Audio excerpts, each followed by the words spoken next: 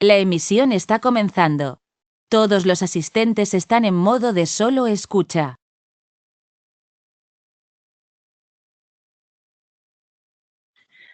Good morning, everybody. It's a pleasure to greet you and to welcome you on behalf of the NBSAP Forum to this second webinar of the Introduction to Resilience for Development MOOC, offered by the United Nations Development Programme.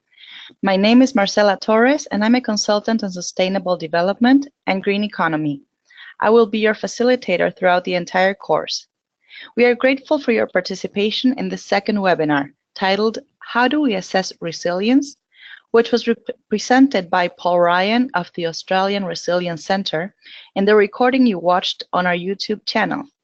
Unfortunately, he will not be joining us for the questions and answers session due to difficulties with the time difference, but we will be honored to be accompanied by Allyson Quinlan of the Resilience Alliance.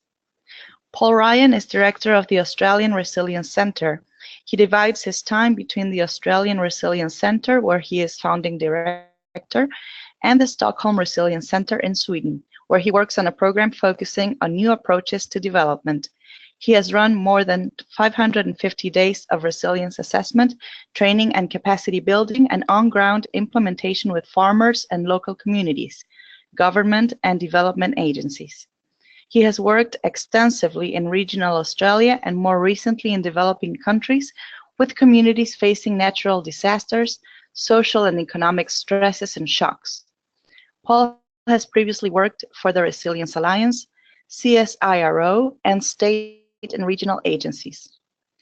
Allyson Quinlan is a senior research fellow with the Resilience Alliance, an international multidisciplinary research organization that explores the dynamics of social-ecological systems. She has played a key role in developing resilience assessment tools and focuses on the practical application of resilience thinking in a variety of contexts. Allyson has led resilience assessments in a broad range of systems, including water management in rural Tajikistan, coastal fisheries in Canada, and restoration of the upper Mississippi River in the US. Recent publications focus on trade-offs with measuring resilience, future scenarios, and ecosystem services, and the role of resilience in transforming social-ecological systems. She has participated in dialogues as an Agropolis Foundation Fellow, contributed to the Arctic Resilience Report, and is co-leading the development of Wayfinder, a guide to resilience assessment in the Anthropocene, under the GREAT program at the Stockholm Resilience Centre. The presentation provides an introduction to the concept of social ecological systems before moving into an overview of resilience assessments and the phases of resilience assessments. It focuses on the three broad phases of resilience assessment introduced in this course: defining and describing the system, assessing system dynamics, and designing interventions based on the results of the assessment. For each phase, the presentation offers practical examples based on experiences in the field. Welcome, Allyson, and thank you for accepting this invitation. It's a pleasure to have you here today. Thank you, Marcela. I'm very happy to be here today, and I'm very happy to be following on Paul Ryan's presentation, How Do We Assess Resilience? I've been working with Paul this past year on Wayfinder project that you mentioned in my bio, and we've had a lot of really interesting discussions very recently about the process of resilience assessment and how we advance that approach. So I'm happy to be here today, and thank you, Marcela. Thank you, Allyson. Before we begin, I would like to remind all of you of some rules and dynamics of the NBSAP Forum webinar sessions. First, Allyson will provide us with an overview of Paul's presentation, addressing key themes and ideas and how they apply in her work. Microphones will be muted during Allyson's overview. This reduces interferences and facilitates communication. We will then continue with the question and answer session. Please send us in advance your questions or raise your hand in the control panel of the GoToWebinar. If you want to speak and the connection allows it, I will open your microphones during the Q&A session. This session is being recorded and will be available on the NBSAP Forum website, www.nbsapforum.net. All participants will receive an email with a link to watch it, as well as a PDF copy of Paul's presentation. Now I will transfer the webinar to Allyson, who will offer some reflections on Paul's presentation. We hope you enjoy this session. Thank you, Marcella. I wasn't sure if the presentation had already been viewed or if we were going to be viewing it now. And I had looked at it yesterday, and so this is going to be a little bit off the top of my head because I thought we were going to be watching the presentation together right now. I have looked at Paul's presentation, and I think that what he did was a really good overview. He offered a really good overview of the phases of resilience assessment. And I believe I'm sharing my screen right now, and so I'm just going to go through some of the slides as a quick overview. The framing of resilience assessment, Paul emphasized the importance of integrated social-ecological systems, and I would strongly concur with the necessity to approach resilience assessment with a framing of people in place being tightly interconnected and understanding how a social ecological system behaves as a complex adaptive system with properties such as emergent behavior. The reason that we have this framing is because so many of the problems that we're confronting with a resilience assessment approach are very complex. Normally they deal with multiple interacting issues, a variety of stakeholder groups with different interests and benefiting from the system in different ways. Also bringing to that dialogue multiple framings and knowledge systems. And so by providing this social ecological system framing, it's really critical to bring together that diversity of perspectives and also interact with the processes in the ecosystem and the ways in which those relationships between people and place, landscape or seascape, interact. And so again, the social ecological system framing is a really critical component to resilience assessment approach that Paul emphasized in his talk.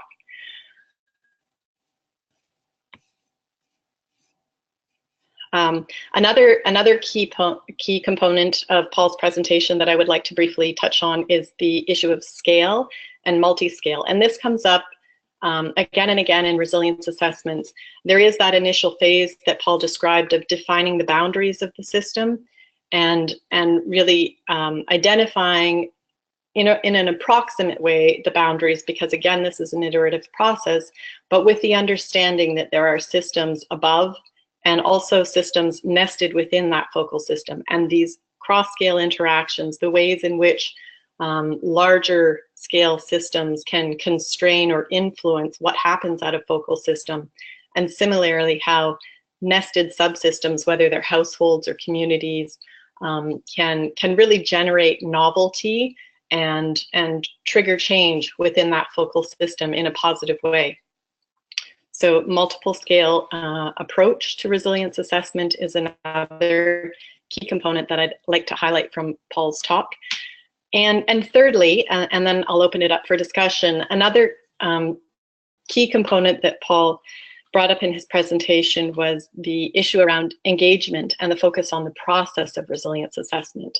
And this is also critical, and we've done some work together on identifying who to engage and when to engage them at different points in the process, and putting the time and effort in before you embark on a resilience assessment to identify key stakeholder groups and understand when their engagement would be most valuable to the process to make the most of the process, and also for there to be ownership around the resilience assessment to better ensure that the interventions and planning that happens after the assessment will continue and will be successful. So those are the three highlights that I think I'd like to focus on from Paul's presentation as a summary, and I think I'll pass it over to you, Marcella, and open it up to questions.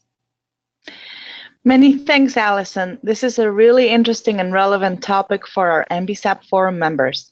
I would like to invite participants to share your questions, doubts, and comments, or raise your hand to participate in the Q&A session. Please use the control panel of GoToWebinar platform. We can open your microphone or read your question depending on your preference.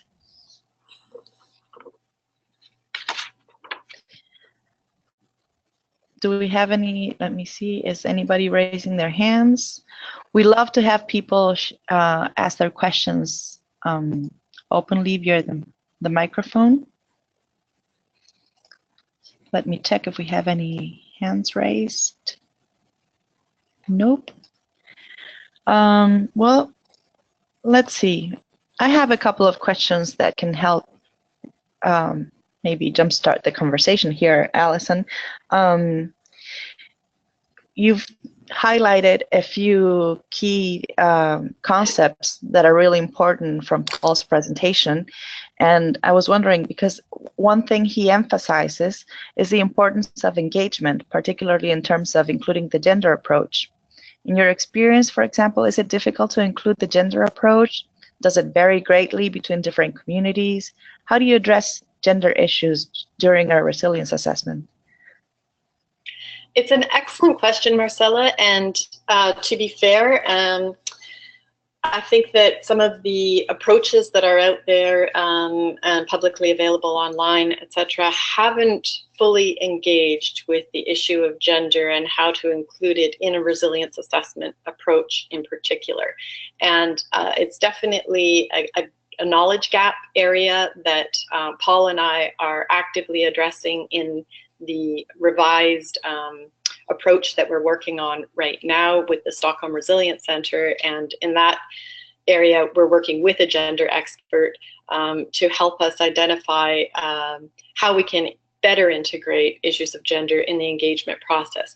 I will say from my own experience that it's definitely a challenge, and it also speaks to the importance of context, and this is always one of the important things that comes up when you're embarking on a resilience assessment, really understanding the context of a particular place and the people involved, and working with your partners to identify how the process can be adapted to be most suitable for that particular context. And so when I worked in Tajikistan, we collaborated with a particular development agency that was active in the rural villages, and they worked with us to change and adjust the way in which the workshops would be held, where things like where meetings would take place, and different approaches to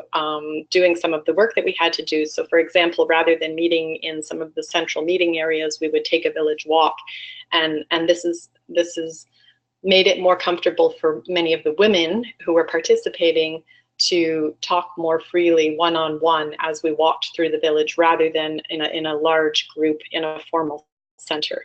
So that's just one example, and I know that there are many ways in which gender can be better integrated into any type of participatory process, and of course we're drawing on that as well, and specifically in terms of resilience assessment. Thank you so much, Allyson. We have a question from Francisco Cobos. He asks, how can you engage as an external actor in local situations if the governmental structures are part of the problem? Yeah, that's a great question, and I think it also speaks to the idea of partnerships and having someone within the local context in which you're working who has those contacts and connections and ability to work with you. And yes, sometimes other governments, for example, can be part of the problem, and I think that is something that you build into your engagement approach in terms of the sequencing and timing of when you might engage those stakeholders and actors in your process, or not engage them, depending on what your objectives for the resilience assessment are. I know I have been involved with some before where we worked more with the local grassroots group and develop the assessment to the point where our interventions and planning that we develop might involve opening a dialogue with government agencies further down the road. But all of that needs to come out of the assessment in terms of timing and when to do and when to engage other actors that are important in the system. Thank you, Allyson. We have somebody raising their hand, Mark Calamia. I will open the microphone. Please be as direct and straightforward as possible so that we can all have enough time for Allyson to answer everybody's questions. So I'll open the microphone now. Hi, Mark. Mark? Can you hear us?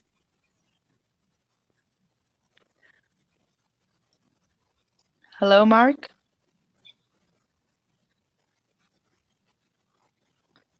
I think we have a problem, but we have someone else.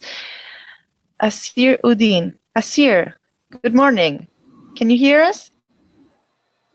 Yeah, good morning. Good morning. You can go ahead and ask your question to Allyson. Hello?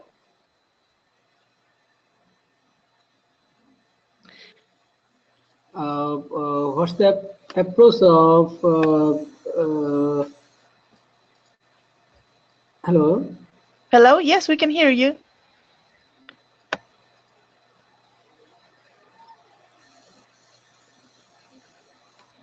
Okay. It seems we're having technology issues. Well, we have, in the meantime, we have some other questions that have come in.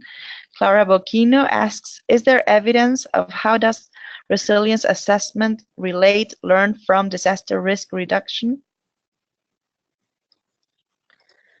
That's a great question as well. I was actually recently at a meeting with people involved in disaster risk reduction, and obviously there are some important relationships, but in terms of the learning between them, I think that's happening.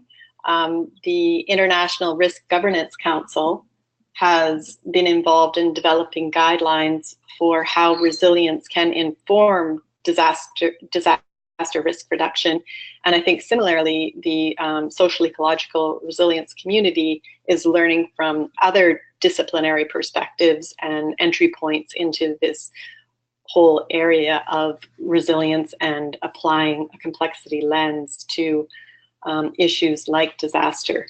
As many of you will know, a lot of the ecological resilience literature comes out of understanding dynamics in ecosystems, and often those ecosystem dynamics will involve things such as flooding and fires, which translate into disaster situations on another level, depending on how the system has been managed and the particular vulnerabilities that exist, again, coming down to context. So I would say that this is an active area of learning and research, and with mutually beneficial opportunities for learning from these different communities. Thank you, Allyson. We have a question from a person called Allyson Acosta. She asks, would you consider involving key actors throughout the process too complicated rather than engaging certain people groups at key moments? Thanks, Allyson, for your question. I think it can be too complicated sometimes, and other times not. And I don't want to kind of overemphasize the importance of context, but I have been involved in both types of assessment approaches where, yes, the key actors have been in from the very start, and sometimes that's really critical. And it depends in part on their level of engagement and capacity and their role in decision making in the system. And sometimes it's much more beneficial for everyone involved to engage groups of actors at different points in the process, in part not to take too much time from some people, but also depending on the expertise and level of interest of different groups. And so again, that's one of those aspects in preparing for the assessment that needs to be considered in detail. Excellent. Thank you so much. We have Charlotte Moser asks, are there templates available for resilience assessments? There are. There was a guidebook published in 2007 initially, and then 2010 from the Resilience Alliance that includes, it's actually called a workbook for practitioners, and that includes worksheets and sets of questions and a full guidance on how to conduct a resilience assessment.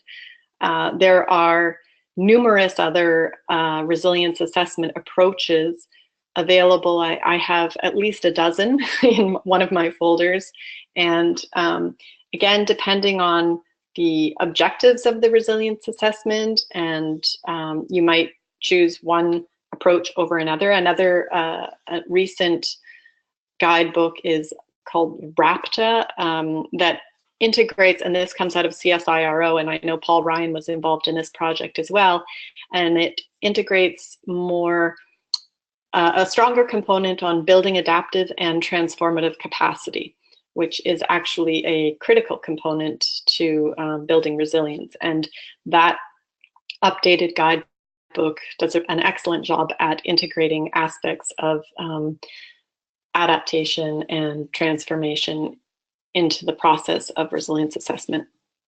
All of this is available online. Excellent. Thank you so much. We have Juice Bax asking how to determine the scale and boundaries of the system and topic of research. Yeah, so the topic usually relates to the issues or problems or challenges, however you want to frame them. Often there's more than one, and usually they help determine the approximate boundaries. And I like to think in terms of fuzzy boundaries, and I know Paul addressed this in his presentation as well, that you have to understand that usually you don't get it right the first time, and these are fuzzy boundaries, and as the process continues, they can be adjusted depending on, as your understanding of system dynamics deepens, that it may be important to bump those boundaries out a little bit or focus a little bit more on a smaller area. And so, and then the scale above and below, again, these usually are a little bit revealed by, again, the issues that you're dealing with and what are some of those external drivers that are really influencing the system that you're interested in. And below that, what's the sort of scale at which groups of stakeholders or actors or ecosystem processes are having an influence on the system in a relevant way that sort of helps you to identify what that scale is. So there's no sort of hard and fast rules on how you go about identifying those scales and boundaries. It does tend to emerge a little bit through discussion and dialogue and understanding a little bit more about the system and the purpose of the assessment, the objectives, and why you're doing the assessment. Great, thank you, Allyson. We have somebody raising his hand, Danan Gora. Hi, Danan, how are you? Hello, good morning and good evening from my location. Go ahead, you can ask Allyson your question. Okay, so my question is, during doing assessment in some poor neighborhood or poor countries, so I would like to know what are some of the difficulties that like Allyson have during doing the assessment on resilience. Because as you know, in the poor places, like people will be trying to provide their daily needs from like planting or fishing or those, but when you come and you tell them to do it in resilience way, they will be, maybe they they won't be able to provide as much as they need because they are poor. So I would like to know some of the difficulties that That's a great they question. face. Yeah. Thank you for that question. That's really important, and I think it speaks to, again, the preparation phase before you even embark on a resilience assessment. Why are you there? Have you been invited? And in all of the cases that I've been involved with, it's because I've been asked to come and offer some workshops and work with agencies, usually, who are already active in the communities in developing countries. And so, and again, my expertise specifically in working in developing countries is not very long and extensive. I've done a lot more work over in North America and Europe than I have in a developing country context. But when I have been involved, it's been to work with agencies who are already active in the community and are very aware of the daily needs and timing of when workshops are to happen and when they should not happen, and how they should happen, to specifically not interfere with schedules already, obviously not during times of harvest and things like that. And then I guess the only other thing I would say is one of the adjustment is knowing your audience. And so depending on who's involved in the actual workshop setting and process, translating some of what can be relatively abstract issues that we deal with in a resilience assessment, translating them into ways of talking about change and adapting to change and building capacities to cope with change, rather than more, I guess, abstract things like cross-scale interactions. I hope that helps. Okay, thank you. Okay, great. We have somebody else raising their hand, James Gaconda. I'm going to open your microphone. Hello, James. James, can you hear us? Hello? It seems we're having connection issues. In the meantime, we have another question from Francisco. He says, for example, you can receive a request from local NGOs to support, but do not receive the approval from the government because they benefit from the current situation.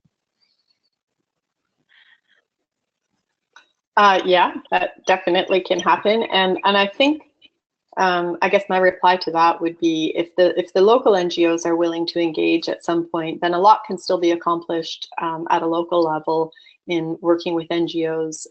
And yes, the government agencies can be part of the problem, and you can obviously only do so much with a resilience assessment. But what you can do is advance understanding of some of the issues and really understanding the sort of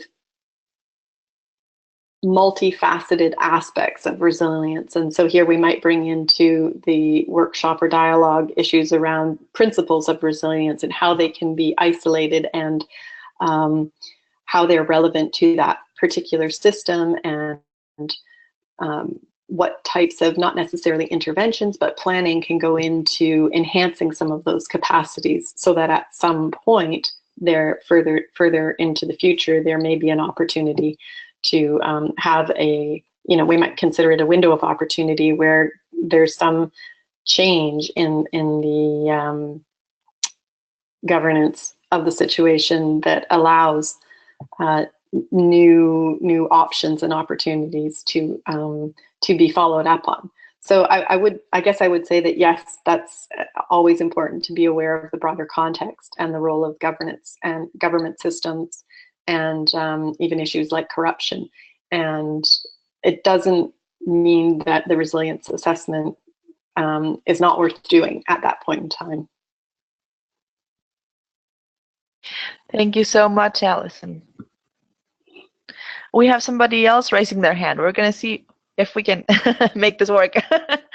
Daniel Catebalila, I will open your microphone now. Hello, Daniel. Can you hear us? Yes, I can just hear you. Okay. Hello? Hello? Hello, yes. Yeah, thank you for the good presentation. And I was thinking to see that when considering the gender dynamics in the resilience assessment, it's obvious that it's very critical to programming of kind of gender sensitive, gender focused resilience approaches. But the problem that maybe is arising is how to integrate accountability of duty bearers to those gender sensitive issues that are pertaining the around, mostly in the cultural dynamics that is more patriarch systems. They are just the society is being led by men, not women. The women undermined. So looking at these all dynamics, how do we ensure the accountability of these kind of duty bearers to ensure that all gender issues are being incorporated within the assessment? Thanks, Daniel. I would say I'm personally not a gender expert, and I would draw heavily on others around me who have that expertise to inform a process. But I do know that it is a critical issue, and there's a real need for that gender sensitivity, and that yes, in many of these development contexts, there are these cultural components and patriarchal systems that play into the whole process. And there has been a lot done in other approaches in development that have methods and tools and ways of working with that to the degree that they can. And I would say that we can, resilience assessment can't solve those problems. We can, when we embark on a resilience assessment, be aware of them and, to the best of our abilities, draw on current understanding of best practices for engaging with communities and people where those cultural contexts are present.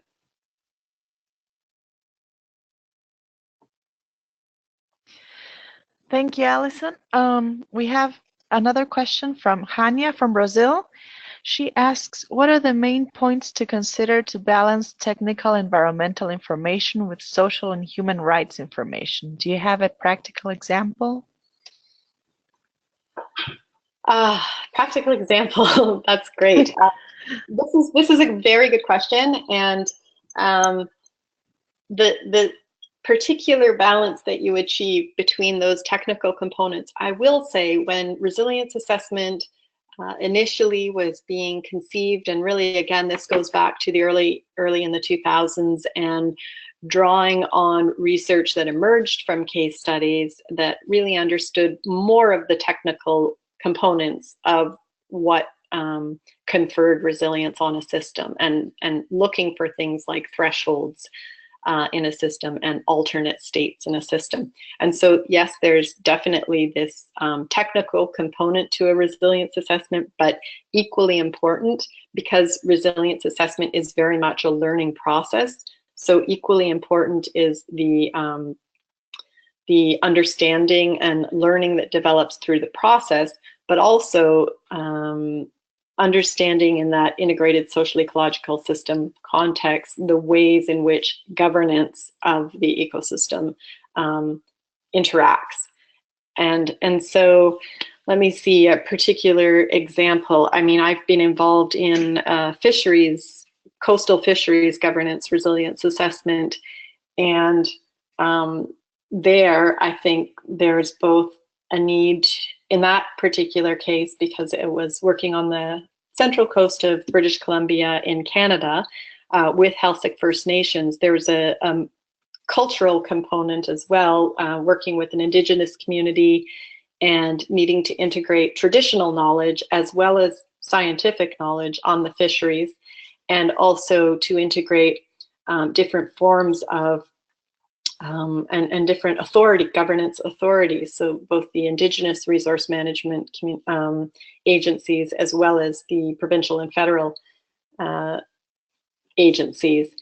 And again, it's specific to each case, but the developing this conceptual model of how those different components influence one another and what some of the feedbacks are between them, and developing that sort of deep understanding of those interactions will itself sort of help you to find that right balance. And that also gets back to Paul's point in the presentation of the iterative learning process of resilience assessment. It's very difficult to get it right the first time because you're continually learning and refining some of the models and refining your understanding, testing your assumptions, and gathering, new evidence, or synthesizing existing evidence to really just deepen that understanding as you move forward. And the balance between the technical component and the I think you called it the social component, which could be governance systems or the process itself of engaging stakeholders in the assessment. That's something that is context specific and that you work through as you follow through on the process. Excellent. Thank you so much. We have an interesting question posed by Alexandra Palmquist. She asked, can you highlight a bit the differences between resilience assessment and vulnerability assessment? Thanks, Alexandra.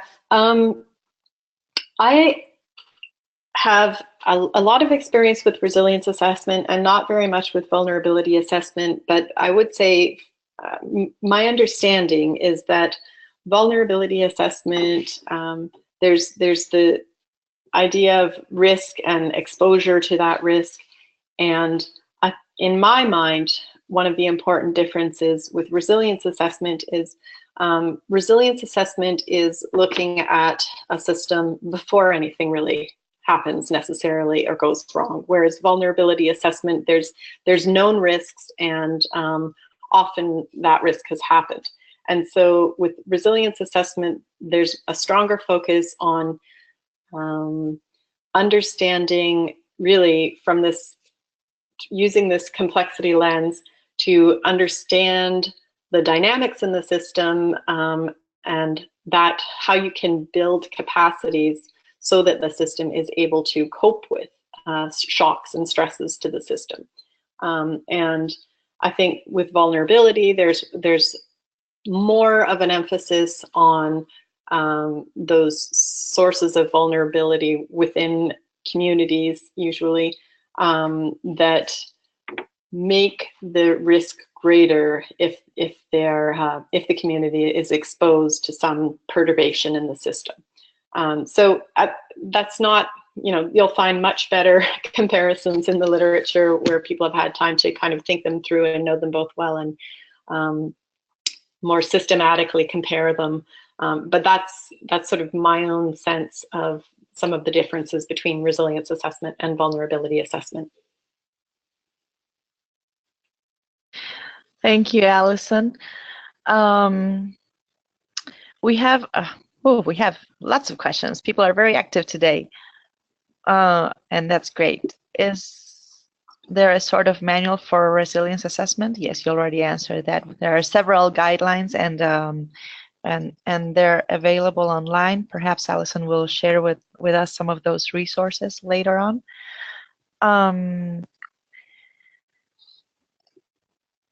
Here's an interesting question. In Nepal, Noor Jung Shah asks, in Nepal there are a diversity of people and also cultural taboos. So how do we build the resilience of vulnerable people along with cultural taboos? So I guess it's when there's local resistance probably to some of this resilience assessment process due to cultural beliefs, or Have you encountered anything like that in your experience? Well, I haven't personally, but I think that, you know, there are most often, I think it's absolutely common for there to be a diversity of people in almost every assessment I've done, because when we come back to the reason for doing a resilience assessment, often it's because there's some issue or problem that relates to some imbalance or trade-offs in ecosystem services. The trade-offs between the different ways different groups are benefiting from the current arrangement and the goods and services provided. And so the idea of diversity of people, groups, stakeholders, etc., and organizations, that's actually something that exists, I think, in almost any resilience assessment, any complex adaptive system. And you know, again, there are ways to interact with that diversity and to benefit from it, actually, in terms of, you know, having the benefit of a multiple evidence base and being able to integrate, again, this is a learning approach, so integrating different knowledge systems to deepen understanding. In terms of cultural taboos, I mean, I haven't personally been involved in an assessment in which that was a variable or an important component. But I can imagine that, you know, in some cases, some cultural taboos like sacred forests and not harvesting in sacred forests or something like that can actually benefit the system and play a positive role in terms of, again, you know, enhancing diversity. In that case, ecological diversity, perhaps contributing to, in other ways, to the resilience of a system. So I can't provide a specific example that I've been involved in that works with cultural taboos, but I have been involved in assessments where there is a real need to draw on multiple knowledge systems and to really open the space for a dialogue so that those different worldviews and types of knowledge can be can be heard and represented at the table, and that they can enhance and contribute to the knowledge base, and that goes into, again, understanding how the system works so that you can make decisions and sort of play a role in influencing how that system is going to change and how capacity can be built within it. Excellent. Thank you so much. We have two questions that are somehow related because they deal with including resilience thinking in two different types of stakeholders. We have one participant asking, how do we promote resilience thinking in development projects? And another one asking, what is the role of small-scale farmers to resilience, or in resilience? So I know they are very different, but in the end, they are two types of stakeholders that must sometimes meet during a resilience assessment. So if you could maybe address those two questions. Sure. Thanks for the question. Promoting resilience thinking in development projects. That's interesting. That's actually a real growth area right now. My understanding, a lot of the large international development agencies, through programs like the Global Resilience Project that Rockefeller Foundation's involved in USAID, and the Swedish International Development Agency, there is a lot of work from people involved in that project and others around promoting resilience thinking in development projects. And I know that there's a number of resources available online that offer tools and methods for integrating resilience thinking. Mangroves for the Future in Southeast Asia has done a lot of work to sort of translate the workbook for practitioners, the resilience assessment workbook for practitioners, into a resilience analysis protocol that would specifically work with coastal mangrove farmers. And, you know, again, tailoring the approach a little bit to a specific context. That agency uses that process to be able to identify or help, I guess, evaluate which projects to invest time and resources into. And so there's quite a bit that can be done, and you know, anytime, I guess, promoting an idea comes into that brings to my mind just the real need to open the dialogue and collaborate and kind of move forward in a way of collaboration and co-producing some of the knowledge that goes into how we can better integrate resilience thinking and really using that complex lens to how you approach a problem in development projects. And then the second part of that question was around small scale farmers in resilience.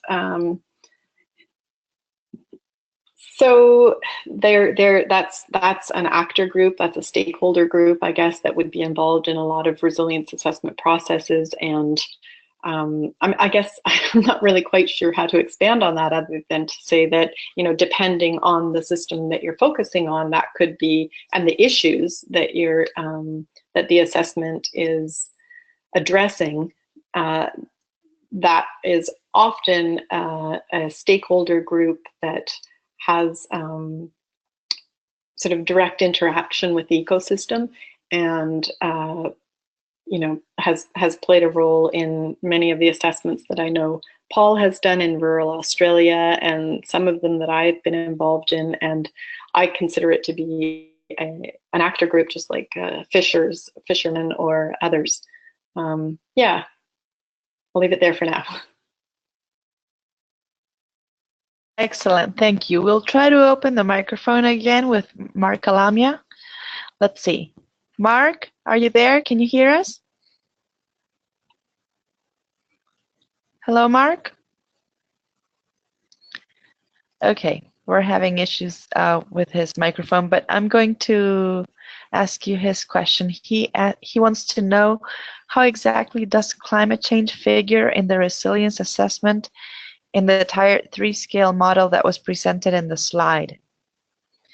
Can you clarify that for him? Sure. I'm also looking for the slide. I think this is it. Is my screen shared? Hello? Yes, it's shared. There it is. Okay, great. Thank you. Yeah, so I think, and this is actually often the case, that climate change, climate variability is one of those drivers that impacts most systems, most focal scale systems. So in this slide that Paul has, I interpret it that the protected area in the middle is perhaps the focal system that the resilience assessment is directed at, and that a larger scale system of the land or seascape, there would be drivers such as perhaps you know, population, demographics, social attitudes, values, and climate change that would be influencing, kind of at a macro level scale, influencing that protected area. And it's often the case, I know in the herring fishery example that I provided earlier, the influence of climate change on warming, the warming temperatures off the coast, the central coast of Canada, are having an effect on the fisheries in that area. And so in that sense, climate change is an external driver on the system. In other areas, it may be the role of climate change in drought cycles, or even in flooding, and the change in the frequency and magnitude of some of those natural disturbance events. And so it's what we're coping with now, and I would say almost 90% of the time, if not 100% of the time, climate change is an external driver on most of the systems that we're working with in the context of resilience assessment. Thank you, Allyson. We have Abdi Fatah Ahmed raising his hand to ask a question. No, it doesn't seem to be working. Well, but his question is about Somalia. He says, in Somalia, people are too vulnerable to drought. What can we say that these people are missing? I'm not really sure what exactly you're aiming at, Abdi Fattah, but can you cover something or explain how drought and vulnerability have been addressed in resilience assessments in your experience, for example, or in other experiences that you know of? Yeah. So again, this follows from Mark's question around climate change and resilience assessment, and often climate change is playing an external influencing role on drought. And there's also been a lot of work in the area of they've been called traps, different types of traps that you can get into when capacity continues to be degraded in a system. And drought is one of those factors that can kind of create this feedback loop and sort of vicious cycle that, you know, makes it that much more difficult to find ways of addressing those issues. And again, that also speaks to the idea of the sort of scaled, nested structure of these systems, and where the people who might be involved in a resilience assessment can only have so much influence at certain levels. But in the case of, you know, drought vulnerability in Somalia, I mean, that's a huge issue, obviously, and in terms of taking a resilience assessment approach or lens to that type of problem, we might start with saying, okay, well, who can we work with that has some role in or opportunity to influence policymaking and decision making, or even at a community level, what sorts of adaptive strategies might be something that we can consider following a more in-depth look at the system dynamics that are specific to a particular community or region in that's affected by drought. You know, sometimes it might relate to grazing systems and vegetation cover and even land tenure, and so there can be a whole bunch of different factors that can be you know, maintaining a system, maintaining the vulnerability of a system to issues like drought. And by understanding some of those relationships in a little bit more in this sort of complex systems way, we might be able to more closely look at ways to disrupt some of those feedbacks and to intervene at particular locations where there are opportunities to sort of leverage change and redirect the system. But obviously, you know, a resilience assessment wouldn't solve the problem of vulnerability to drought, but it might enable the people that we're working with to come up with strategies, to develop strategies that are built upon an understanding of what's making that system more vulnerable and communities and people more vulnerable to drought. Thank you so much. I'm going to open the microphone for Karen McDonald now. Hello, Karen, are you there? Yes, I am. Hi, good morning. Good morning. Please go ahead and ask your question. My question had to do with how much the resilience assessments consider catastrophe, a full destruction. And I'm from the Caribbean, and it really had to do with trying to do conservation, etc., in a climate where we do have regular hurricanes and earthquakes. So does the assessment consider that level of destruction, and how can we consider it in what we're doing? Yeah, thanks, Karen. there's always a sort of balance that needs to be struck in terms of, you know, and actually a lot of complementary relationships between conservation in the sense of, in a Caribbean context, perhaps, you know, looking at how coastal systems are being managed, and forest cover, and even infrastructure, and how decisions made around those sorts of parts of the system can influence the sort of degree to which a storm event becomes a catastrophe, as opposed to a, you know, a hurricane that that doesn't have such a catastrophic effect. And so resilience assessment, I mean, because resilience assessment came out of this understanding of ecological theory, that many disturbance events they follow cycles. Some of you may be familiar with the concept of the adaptive cycle, and how we manage systems can make them more vulnerable to these events like hurricanes. And again, this speaks to the idea of investing in sort of resilient, ready, I guess, infrastructure, and how coastal systems may be hard, the degree to which development might harden those coasts versus enabling more of a buffering capacity by maintaining natural systems along the coast, and also things like social networks and connectivity in the system, and how warning systems can build resilience to events like that, and enable more rapid recovery, both in terms of, you know, warning, and also knowledge, and how resources can be shared before, during, and after events. And so I think there's many opportunities to take a resilience lens and look at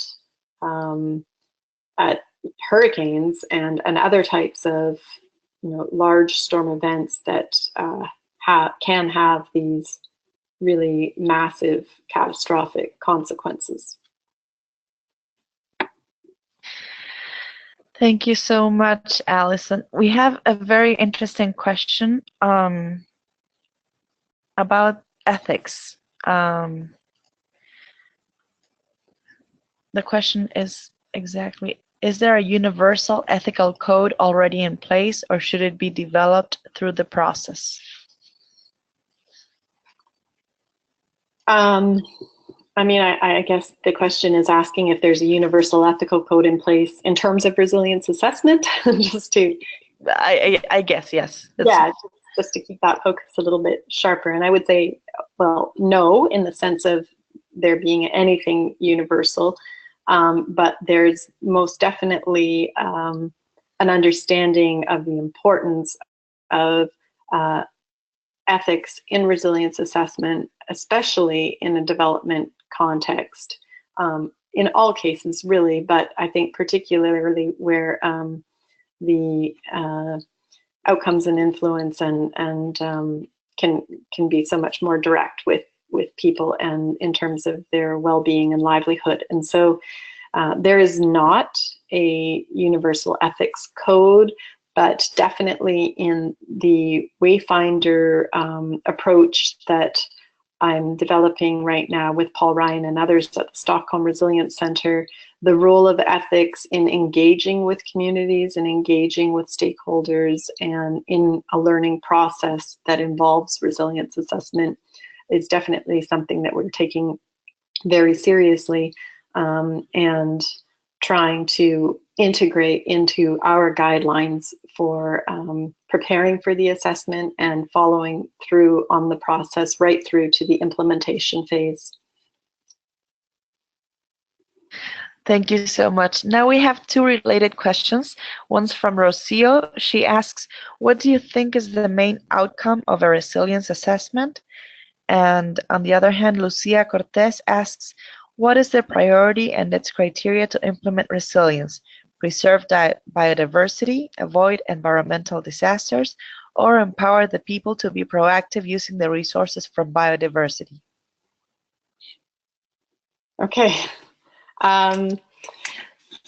So first, with Rosario's question, what is the main outcome of a resilience assessment? I mean, they're all different, obviously, but and so outcomes and outputs are going to vary depending on the objectives of the assessment. But in a very general sense, I would say that resilience assessment always has been really about deepening your understanding of system dynamics. And so really trying to synthesize and integrate different components into having this sort of whole systems picture of what is happening, which is it's actually a big departure from how things have been done in many places for a long time, which is to look at issues in a very sort of narrowly defined way, often as a purely technical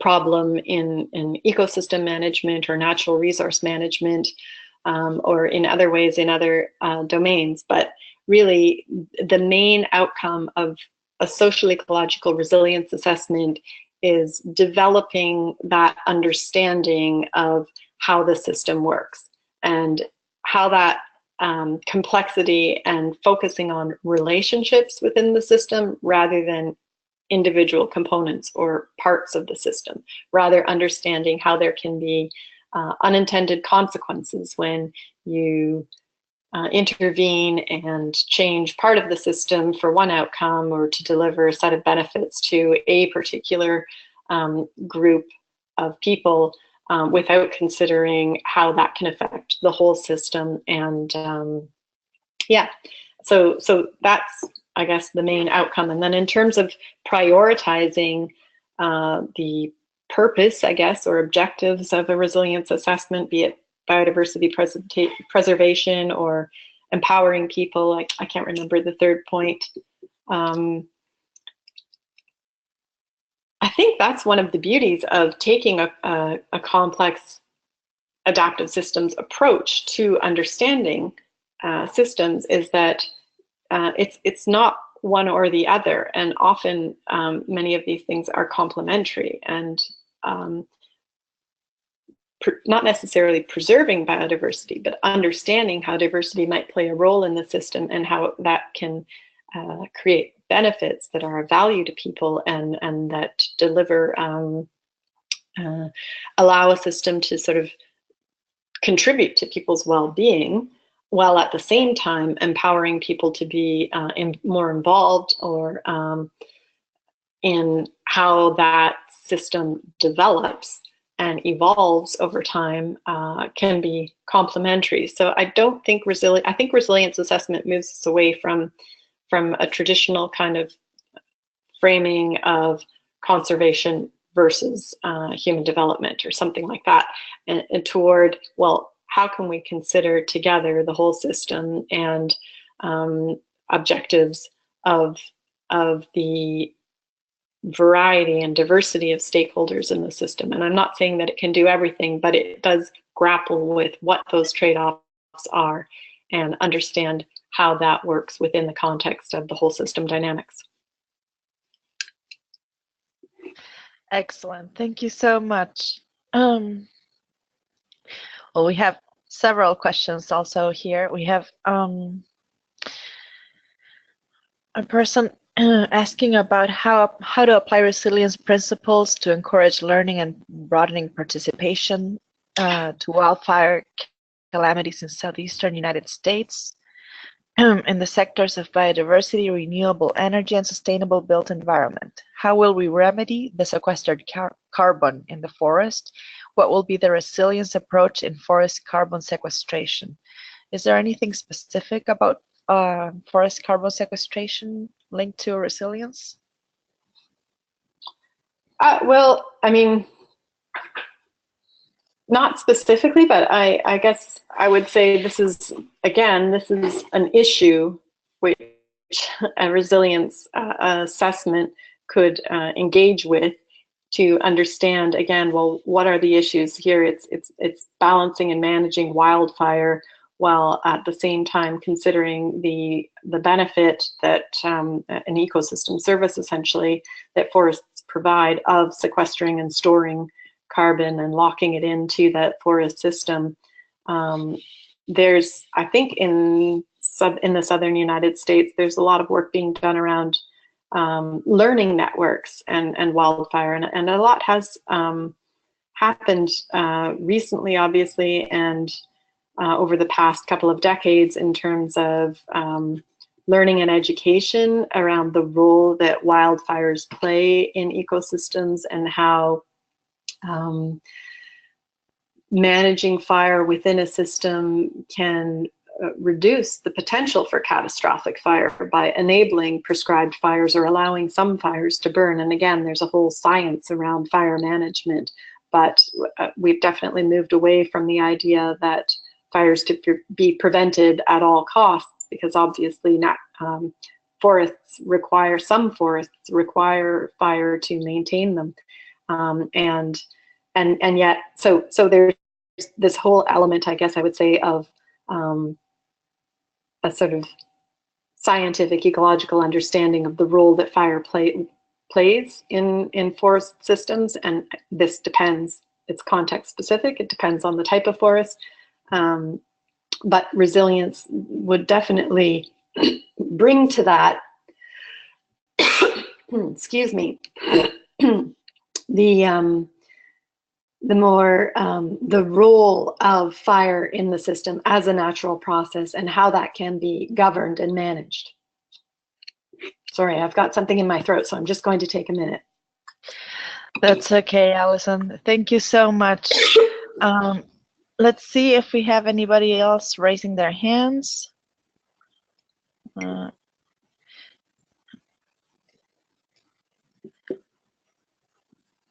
Asir Udin, hello, can you hear us now? Yeah, thank you for nice presentation and give me the chance.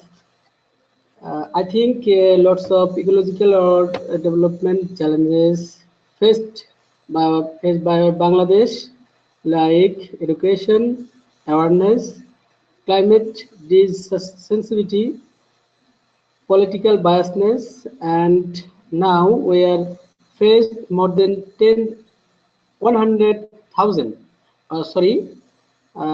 million Rohingyas penetration in Bangladesh. My questions for our friends, what's the innovative and sustainable solution for our countries?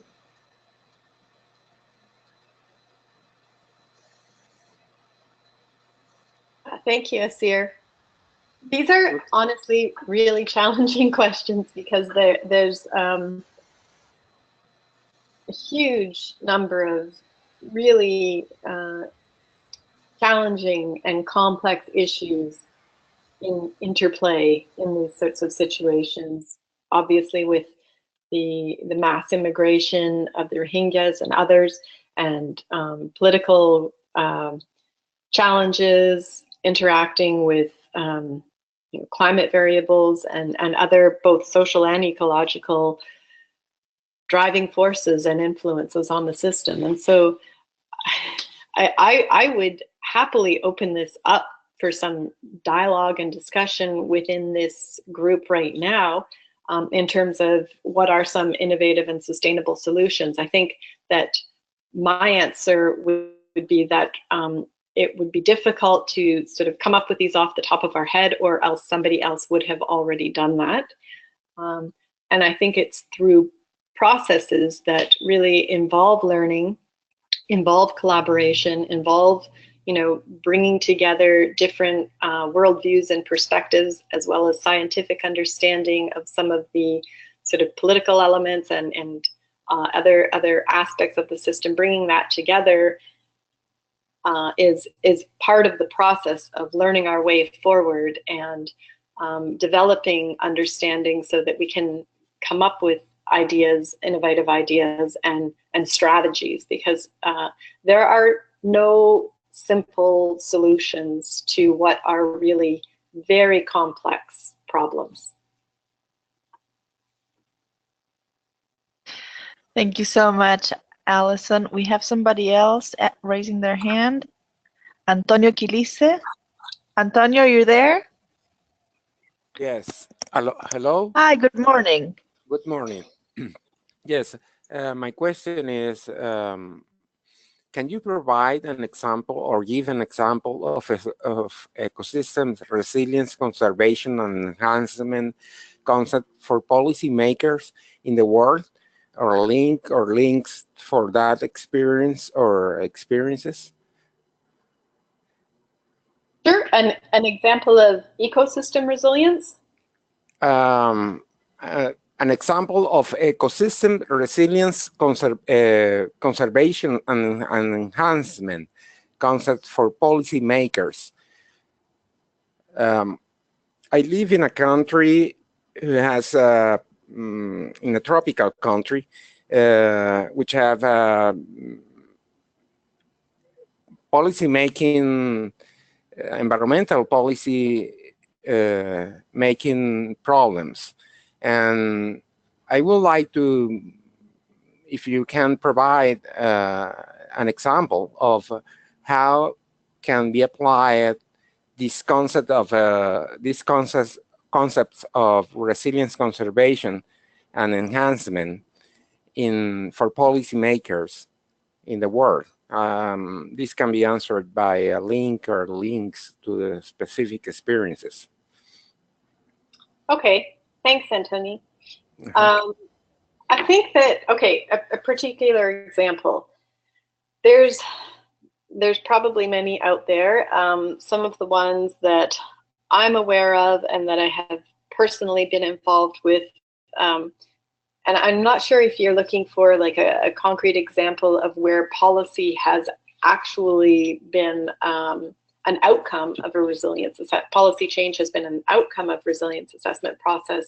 I know that policy levers, identifying what those are so that you can influence policy has definitely been an outcome of resilience approaches to dealing with conservation.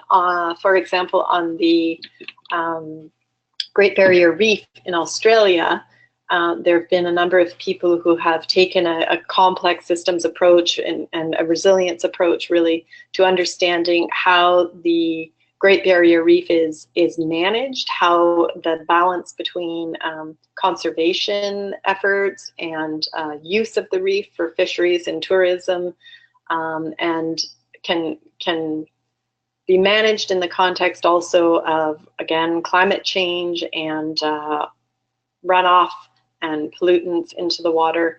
And in terms of enhancing rules and policy, one of the outcomes from that process really identified how to move toward more adaptive forms of governance and how to engage policy at multiple levels. And that was one of the sort of key lessons learned, that often when there needs to be changes within a system through policy, then that needs to happen at sort of local, regional, and even, perhaps national levels. And that those rules, if they change only at one level alone, may not have the desired impact that they could have if action is taken, again, at multiple levels. And so there's the example of how governance systems have been considered through resilience approach in Australia, and also with the fisheries example that I provided earlier on the central coast of British Columbia. Their specific policies weren't looked at so much as how to move toward more collaborative forms of governance, how to consider sharing of authority in decisions around fishery quotas, and that sort of approach. And again, the context is really important in that case and in others, because there has to be a degree of receptivity to moving toward more collaborative forms of governance that may not exist and doesn't exist everywhere. But when there is that opportunity to try to move toward those sort of more collaborative forms of decision making and eventually policy setting. Okay, so those are two examples, I guess, that I'm aware of, but I don't have on the top of my head right now a tropical conservation project in mind. I'm sorry that I just don't have one right now to draw on. That's great, Allyson. We really appreciate everything that you're sharing with us. We have two questions that are related. We have Mohammed Hamad asking about the similarities between resilience and adaptation capacity, and Ian Morrison asking about environmental impact assessments and strategic environmental assessments are elaborate investigations to identify significant impacts of policies, programs, plans, and projects. Where and how does resilience assessment fit into this? So those two questions are linked, and we would like, I don't know, if you could share your views on that with participants, that would be great. Sure. Okay, so starting off, I guess, the relationship between building resilience capacity and building adaptive capacity. This really comes back to the definition of what resilience is, and in the definition that I draw on incorporates adaptive capacity and transformative capacity into resilience. And so I guess how I can kind of think about this is that, the resilience of a particular system, a place with people involved and interacting, there are some parts of that system that you want to persist, to stay the same, that there's some, suite of ecosystem services and benefits to people that are valued, and you may want parts of that to persist. But in order for those components to persist, it requires that the system constantly adapt and come up with ways to respond and cope with some of those stresses and shocks to the system that change themselves and evolve over time. And this comes back to the whole notion of complex adaptive systems exhibit emergent behavior. And so there's the self-organizing capacity, and again, that's sort of like an built-in evolutionary capacity. And so for systems or communities, places to be able to persist and maintain those sort of services and values and benefits to people that are valued, there's always going to be a need for adaptation. And so again, enhancing that adaptive capacity, which is really more in the realm of people's capacity to come up with adaptive strategies and mechanisms. And then also folded into that is this notion of scales in complex systems, and how, again, for resilience for a system to maintain resilience over time, it may be necessary for transformation, more fundamental change to happen at another scale within the system. So that's sort of my interpretation of how resilience and adaptive capacity and transformative capacity really interact. They're sort of on a continuum, and they're very much related, adaptive capacity being more in the realm of the sort of human responses within the system and to its ability to adapt. The second part of the question dealt with strategic environmental assessments and the impact specifically of policy plans, programs, et cetera, and how resilience assessment relates to strategic environmental assessments. I don't have a lot of experience with these types of environmental assessments. My understanding is they can involve sort of a very technical component that would be a valuable source of technical expertise and knowledge that could inform a resilience assessment. I think one of the important differences in my mind is that a resilience assessment is very much a participatory learning process. And so while a strategic environmental assessment might be something that some consultants can do on a desktop, for example, and draw it on resources and evidence, the sort of evidence that's out there in the literature and in reports, etc., and compile that to be able to say something about the impacts of a particular project might have.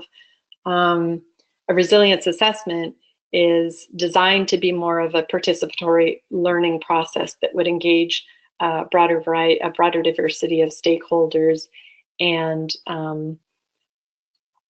use that learning and understanding to develop strategies. And it really is not something that you do a resilience assessment and you're done and you don't need to revisit it. The idea is really of a resilience assessment is really changing your perspective on how you understand that system to work and developing some hypotheses or assumptions and ideas around how things work, and then testing them over time, and then continually revising your understanding of the system to be able to continue to direct it along a more sustainable trajectory, as opposed to doing an assessment at one point in time, coming up with some solutions, and then the problem solved. Because I believe Paul also mentioned this in his talk, a problem may be addressed, but there will always be more in the future because these are complex systems that are continually evolving. And so there's always a need to understand these emerging issues in that context of system dynamics. Thank you so much. You have been great. We're really grateful for all the experiences that you've shared and your knowledge. And we have one last question from one of our participants. Pavan Sabithi wants to know if you can share one successful example of resilience assessment from Tajikistan, from your own experience. Sure, thanks, Pavan. The work that I did in Tajikistan, it was really interesting. It was a long time ago. It was in 2007 and then again in 2008 on 2 separate visits, along with Christopher Brish's colleague of mine, and working with the MSDSP, Mountain Societies Development Support Program. And so again, collaborating with that agency to go into a couple of rural villages and hold workshops to better understand that the issues that we were dealing with at that point were water management, rural water management, and it involved a lot of capacity building, and that was part of the understanding for us working there, was that we were there to develop some capacity both at village level but also at the agency level.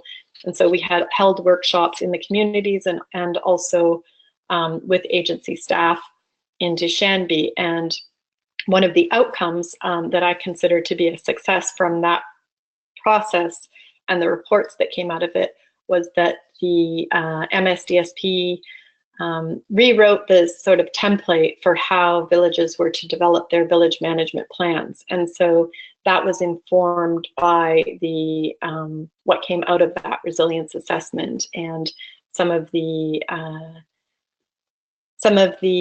insights that emerged in terms of networks, using social networks and drawing on that understanding to enable better access to resources. And so the village management plan template was changed, and this had more of a broad impact because that influenced then how these plans were evaluated for future projects within the agency. And so I think that was that was one case where the assessment worked at 2 levels, the village level and also at the broader level of the agencies themselves that were going to be continuing to work with these communities into the future. Excellent. That's really exciting. We have reached our allotted time. So many thanks again, Allyson, for your time and your willingness to answer so many interesting questions that our participants posed today. Allyson, I don't know if you want to share some final remarks on the topic or a brief summary or an explanation that you think still is needed, or any recommendations you may have for our participants today.